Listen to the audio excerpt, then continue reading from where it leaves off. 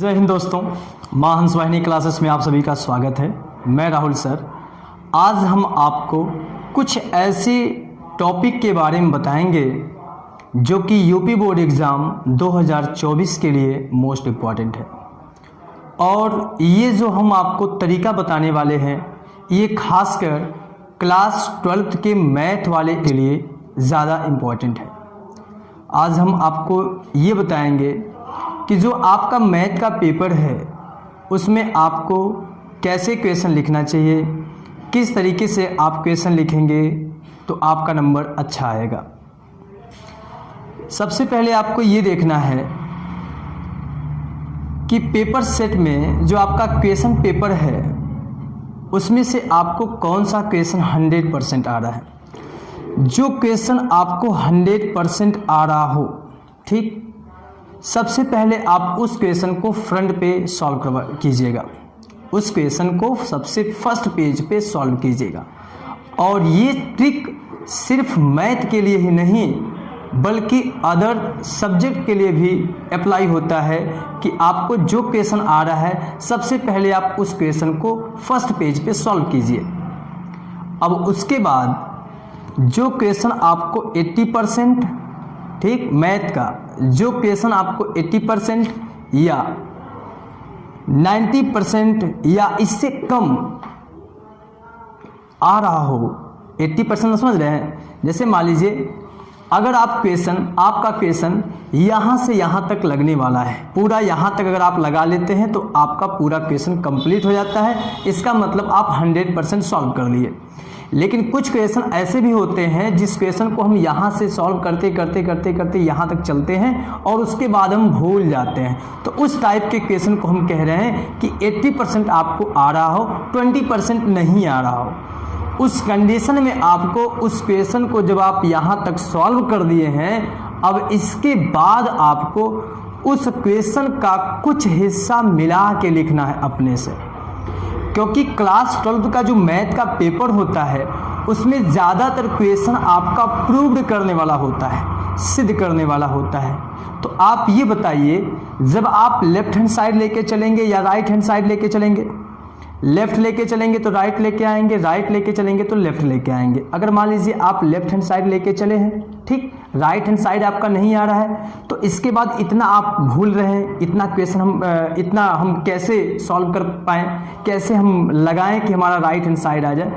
उस कंडीशन में आपको यही अप्लाई करना है, यही नियम लगाना है, कुछ ऐसा जुगाड़ करना है कि ताकि आपका राइट हैंड साइड आ जाए। जहाँ तक आप क्वेश्चन सॉल्व कर दिए उसके बाद आप क्वेश्चन को बनाना स्टार्ट कर दीजिए। उसी में कुछ इधर उधर घुमाते घुमाते आप लिखना स्टार्ट कर दीजिए। जबकि ये तरीका सही नहीं है, लेकिन हाँ आपको नंबर मिल सकता है। ये लगभग आपका ज़्यादा चांस है कि आपको नंबर पूरा मिल जाए अगर आप राइट हैंड साइड लिखा देते हैं। बाद में आप क्या कीजिएगा, ब्लैक स्केच से या तो पेन से हाईलाइट कर दीजिए, पता नहीं चलेगा कि आपने क्या किया, ठीक ना। वैसे देखा जाए अगर एग्जामिनर अच्छे से चेक करेंगे तो ये तरीका गलत है, आपको नंबर मिल नहीं सकता है, लेकिन हो सकता है अगर केयर ना करें तो आपको नंबर दे सकते हैं, ठीक ना, इसलिए बता रहे हैं। अब मान लीजिए आपको जो क्वेश्चन नहीं आ रहा हो उसके लिए क्या करना पड़ेगा, तो आपको तो ये पता ही होगा, जब तक आप मैथ का चैप्टर पढ़े नहीं होंगे तब तक आप क्वेश्चन सॉल्व नहीं कर सकते हैं। इसका मतलब अगर आप मैथ का उस चैप्टर को पढ़े हैं तो उस चैप्टर का जो फार्मूला है, जो उसमें रूल है, उस क्वेश्चन पे आप लगाना स्टार्ट कर दीजिए। जब आप उस रूल को उस क्वेश्चन पे लगाना स्टार्ट कर देंगे तो क्वेश्चन का कुछ ना कुछ हिस्सा आप सॉल्व कर लेंगे। जब कुछ हिस्सा सॉल्व हो जाएगा, जो हिस्सा रह जाएगा उसको आप बना के दिखा दीजिएगा। तो मैथ में क्या होता है, स्टेप मार्किंग, स्टेप वाइज। जैसे मान लीजिए अगर आप आधा सॉल्व किए हैं, पूरा क्वेश्चन आपको नहीं आ रहा है, कुछ नंबर आपको मिल जाएगा। 8 नंबर का है, हम ये कह रहे हैं अगर 8 नंबर नहीं मिलता है तो आपको 4 नंबर, 3 नंबर, 5 नंबर अगर मिल जाएगा तो आपके लिए बहुत फ़ायदेमंद होगा, आपके परसेंटेज को बढ़ा सकता है। तो यहाँ पे देखिए हम सिलेबस लिए हैं मैथ का। मैथ का सिलेबस है, इसमें देखिए हर एक चैप्टर को दिया गया है, ठीक ना। फलन है, प्रतिलोम त्रिकोणमिति है, बीजगणित का पोर्शन है, कलन है। कलन से आप जानते हैं इस सत्र 2024 के सिलेबस में दिया है 44 नंबर का, कितना 44 नंबर का कलन से आता है। और कलन वाला में अवकलन पोर्शन आपका होता है और समाकलन पोर्शन होता है। ज़्यादातर जो इससे क्वेश्चन बनता है सिद्ध करने वाला बनता है। तो सिद्ध करने वाले क्वेश्चन में यही फ़ायदा है कि अगर आप लेफ़्ट को लेके चल रहे हैं, राइट अगर नहीं आ रहा है तो उसको आप बना के दिखा दीजिए, आपका नंबर अच्छा आ जाएगा। तो दोस्तों यही एक तरीका है कि आपका नंबर अच्छा आ जाएगा और आप एक अच्छे नंबर को प्राप्त कर लेंगे, ठीक है।